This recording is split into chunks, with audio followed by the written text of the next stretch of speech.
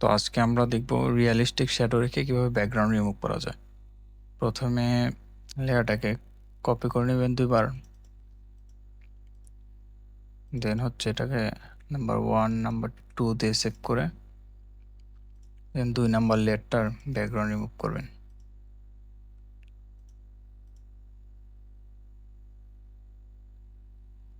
এটাকে মাস্ক, দেন আবার control click করে মাস্কে ক্লিক করবেন, দেন সিলেকশন, মডিফাই, কন্ট্রাক্ট 5 পিক্সেল, ওকে।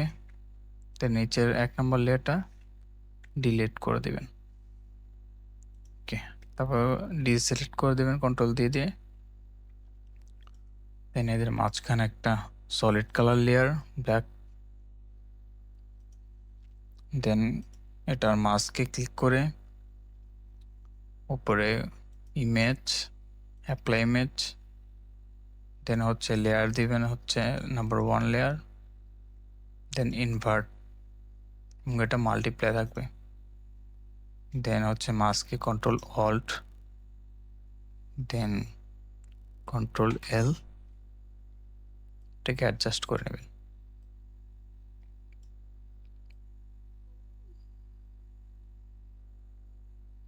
ওকে।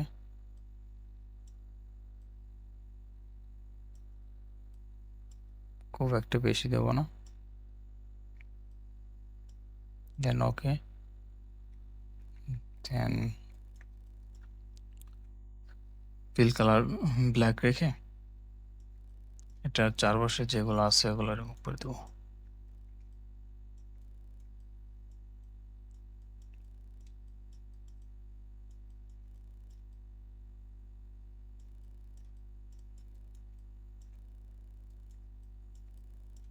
সার করলাম না, দেন হচ্ছে আবার কন্ট্রোল সরি কিবোর্ডের অল্ট দেন ওই মাস্কে ক্লিক করবেন, যে এরকম চলে আসবে। নিচের লেয়ারগুলো অফ করে দিই, হ্যাঁ দেখেন কি সুন্দর, যে কালার দিবেন সেই কালারই নেবে। ও ইয়েলো কালারটা অনেক সুন্দর দেখাচ্ছে, দেখেন বিফোর আফটার, বিফোর আফটার, কি সুন্দর ব্যাকগ্রাউন্ড রিমুভ হয়ে গেল।